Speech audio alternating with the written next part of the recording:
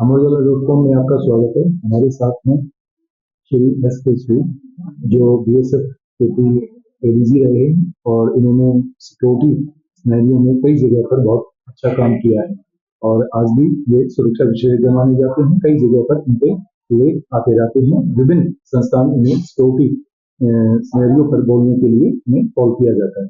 तो आज सूद सर कुछ मणिपुर के बारे में हमारे साथ बातचीत करेंगे। तो सूद सर, मणिपुर को लेकर पिछले 16 महीने से सरकार दावा कर रही है, हम कोशिश कर रहे हैं, लेकिन उसके बावजूद भी मणिपुर का कुछ निकल नहीं रहा और अभी पिछले कुछ समय से तो दोबारा वहां अशांति फैल गई। देखिए, मेरे विचार में जब मणिपुर में ये स्थिति पैदा हुई थी 3 मई पिछले वर्ष, उसी समय वहाँ की सरकार को बर्खास्त करना चाहिए था और वहाँ पर प्रेसिडेंट रूल लगाना चाहिए था। गवर्नमेंट ने जो कुछ भी काम किया, जो कुछ भी स्टेप्स लिए हैं स्थिति को कंट्रोल करने के लिए, वो एडिक्वेट नहीं है। एक सुरक्षा एडवाइजर अपॉइंट कर दिया है, वो वहाँ का नहीं है। उनके पुलिस, उनको डे टू डे फंक्शनिंग का, पुलिस की फंक्शनिंग का नहीं मालूम। रिपोर्ट उनको करती है पर डे टू डे काम क्या हो रहा है पुलिस का, वो उनको मालूम है।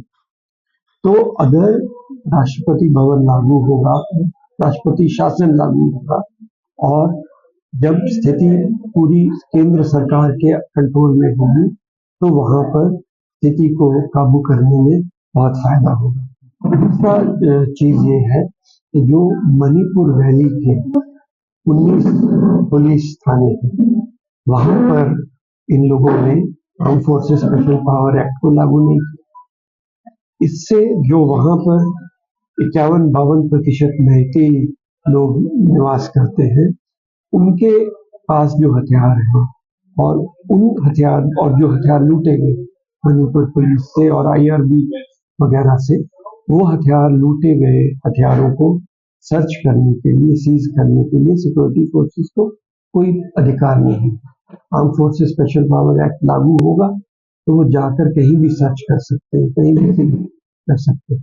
परंतु ऐसा न होने से वहाँ की जो सिक्योरिटी फोर्सेस है, सेना है, बीएसएफ है, सीआरपी है, वो बड़े एक तरह से जिसको कहे एक हाथ पीछे बांधा हुआ उस तरीके से वहां पर काम हो रहा है। इस वजह से स्थिति अभी ये भी कहा जा रहा है कि अभी वहां पर जैसे कुकी हैं या मैतई हैं, इन दोनों समुदायों का विश्वास सुरक्षा बलों पर और सरकार पर, इसको लेकर अलग अलग समय समय पर आरोप लगते रहते हैं, लेकिन दोनों का अविश्वास बढ़ता जा रहा है उनके प्रति, सुरक्षा बलों के प्रति। जैसे अभी फिलहाल एक पब्लिक इमरजेंसी, एक नया कंसेप्ट, लोगों ने एक अल्टीमेटम दे दिया सरकार को कि 5 दिन में या तो आप शांति बहाल करें, अदरवाइज सिक्योरिटी फोर्सेज यहाँ से चले।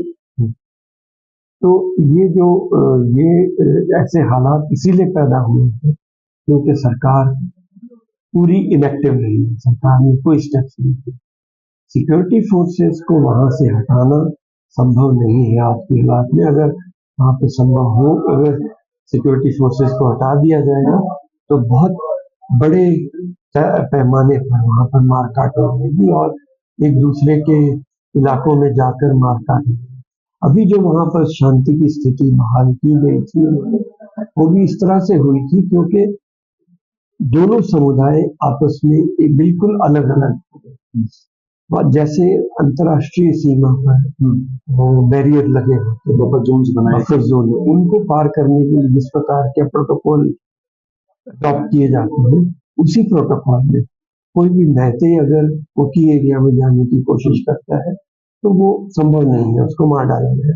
इवन सिक्योरिटी फोर्सेस को जब क्रॉस करना होता है तो उनके ऊपर पूरा चेक किया जाता है, उनकी पूरी सर्च किया जाता है, उसके बाद ही उनको जाने का मौका मिलता है। तो ये स्थिति बहुत गंभीर है, मोरलेस सिविल वॉर की सिचुएशन वहां पर तो सर पैदा हो रही है। तो सर अभी जैसे ये भी कहा जा रहा है, जैसे मुख्यमंत्री को लेकर ये बात कही जा रही है कि उन्होंने दोबारा से केंद्र सरकार से गुजारिश की है कि भाई आप जो पहले की जो सुरक्षा संबंधी मामलों में निर्णय लेने की जो पावर थी वो मुख्यमंत्री को दी जाए, जो कि अभी फिलहाल केंद्रीय गृह मंत्रालय द्वारा सुरक्षा सलाहकार को दी गई है। तो क्या ये इस तरह की पावर जब वापस मुख्यमंत्री मांग रहे हैं तो क्या इससे कुछ फायदा होगा? देखिए, जहां तक मुझे मालूम है मुख्यमंत्री के ऊपर ना तो कुकी समुदाय ना ही अब मैती समुदाय का विश्वास रहा। वही ऐसा सब लोगों के दिमाग में यही फीलिंग है कि वो एक ऐसे व्यक्ति हैं जिनकी वजह से ये स्थिति कंट्रोल में नहीं है। ये बहुत आवश्यक है कि उनको तुरंत हटा दिया जाए और राष्ट्रपति भवन शासन लागू किया जाए और सिक्योरिटी फोर्सेस को पूरा हाथ दे। इसके अलावा दूसरा जो बहुत महत्वपूर्ण इशू है जिसके जो एलिगेशन लेवल की जाती है कि बाहर से लोग आ रहे हैं, तो बाहर से लोग जो आ रहे हैं उनको रोकने के लिए सीमाओं की सुरक्षा बढ़ाना बहुत जरूरी है। अभी जो असम राइफल जिस हिसाब से सीमाओं की सुरक्षा करती है वो बहुत प्रैक्टिकल नहीं है। एक तो उनकी नफरी बहुत कम है, एक वहाँ की टेरेन ऐसी है और एक वहाँ का जो ज्योग्राफी ऐसी है, ह्यूमन ज्योग्राफी ऐसी है कि वो लोग सीमाओं पर रहते हैं और एक दूसरे से हमेशा मुलाकात करते रहते हैं। तो जो सीएम ने जो डिमांड की है वो बिल्कुल गलत डिमांड है। मिस्टर बीरेन सिंह जो चीफ मिनिस्टर हैं अभी वहाँ पर, उनके ऊपर तो जनता को अब मुझे नहीं लगता कि विश्वास है, ना कुकी समुदाय में ना ही उनके मैत्री समुदाय में का उन पर विश्वास बाकी रहा है, क्योंकि वो 16 महीनों से स्थिति को संभाल नहीं पाए। तो उनकी डिमांड्स बिल्कुल बेकार है, बिल्कुल गलत है। उसकी बजाय मेरे विचार में मणिपुर स्टेट में राष्ट्रपति शासन लागू किया जाए, सिक्योरिटी फोर्सेस को पूरे अधिकार दिए जाए। जिन इलाकों में arm forces special power act नहीं लागू गया है कि महतीस को सपोर्ट कर रही है और शायद ऐसा भी कहा गया है कि उन्होंने अपने हथियारों को लूटने से बचाव नहीं किया। तो सर एक आखिरी सवाल, ये मौजूदा समय में अब वहाँ पर केंद्र सरकार का सिक्योरिटी एडवाइजर है जी और मुख्यमंत्री भी हैं, चुनी हुई सरकार भी है, तो और सुरक्षा बल कुछ और भी भेजे जा रहे हैं, तो आप इसका एक सर्वमान्य हल क्या समझते हैं कि जिससे मणिपुर में शांति हो? पहली चीज तो मैंने जो स्टेप वाइज सबसे पहला काम है वहां पर वायलेंस को रोकना।